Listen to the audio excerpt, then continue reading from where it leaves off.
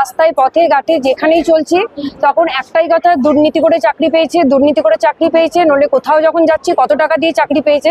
কিন্তু একটা কথা বলতে পারি যে আমরা কেউ টাকা দিয়ে চাকরি পাইনি, আমরা প্রত্যেকে নিজের যোগ্যতায় নিজের সসম্মানে আমরা নিজের চাকরি আমরা ছিনিয়ে নিয়েছি।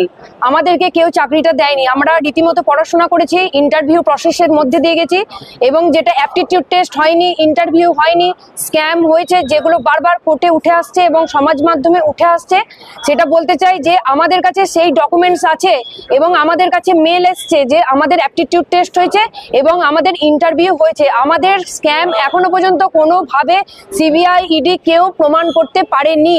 এবং আমি নিজে বলছি যে আমি নিজে বর্ধমান ইউনিভার্সিটি থেকে 2012-14 ব্যাচ, আমি বর্ধমান ইউনিভার্সিটিতে সংস্কৃত ডিপার্টমেন্টে গোল্ড মেডেলিস্ট আমি, এবং তারপর আমি এমফিল কমপ্লিট করেছি। সেখান থেকে আমি all India net 10th rank করে আমি নেট কোয়ালিফাইড করেছি, ওয়েস্ট বেঙ্গল গভর্নমেন্টের সেট কোয়ালিফাইড করেছি। এরকম আরো হাজারো ক্যান্ডিডেট আছে, তাদের বিরুদ্ধে এই স্ক্যামগুলো কিভাবে আনা হচ্ছে এই জবাব চাই, সমাজ মাধ্যমকে এই জবাব দিতে হবে। কেন এই ভুল বার্তা ছড়িয়ে দেওয়া হচ্ছে যে দুর্নীতি করে চাকরি করছি আমরা, কেন আমরা মেনে নেব? এর প্রতিবাদ কিন্তু এরপর হতে থাকবে। একতরফা এই অন্যায় আমরা আর মানব না। আমরা আমাদের স্টুডেন্টদের কাছ থেকে আমরা রীতিমতো যথেষ্ট সম্মান পাই, সেই নিয়ে কিছু কথা নেই, কিন্তু এই তো বললাম, এই যে সমাজ মাধ্যম ভুল বার্তা দিচ্ছে, তার জন্য চারপাশের লোকজন যে কথা বলছে, এর প্রতিবাদ আমরা 32,000 শিক্ষক শিক্ষিকা একজোট হয়ে করব।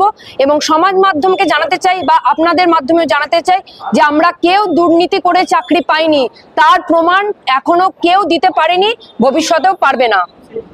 আচ্ছা, আপনারা সবাই হয়তো জানেন যে আমাদের রাজ্যের যে শিক্ষামন্ত্রী ছিল, সেই শিক্ষামন্ত্রী কিন্তু শিক্ষক দুর্নীতির জন্য হয়তো তাকে এখন কারাবাস করতে হচ্ছে। তো কোথাও কি সেই বিষয়টা দিয়েই আপনাদেরকে দেখা হচ্ছে? ওই ব্যাপারে আমি কিছু বলতে পারবো না, কারণ ওটা কোর্টের ব্যাপার, ওটা কোর্ট বুঝবে। কিন্তু আমরা সেটা তাদের নিজস্ব ব্যাপার, আমি বলতে পারবো না ওখানে কি, বা আমরা কেউই বলতে পারবো না। সিবিআই ইডির ব্যাপার, আমরা আমাদের নিজস্ব চাকরি করেছি, আমাদের যে প্রসেসের মধ্যে দিয়ে যেতে বলা হয়েছে আমরা সেই প্রসেসের মধ্যে দিয়ে গেছি এবং সেই প্রসেস কমপ্লিট করে আমরা চাকরি করছি। আমরা 32,000 শিক্ষক ভবিষ্যতেও চাকরি করব, আমাদের চাকরি বহাল থাকবে।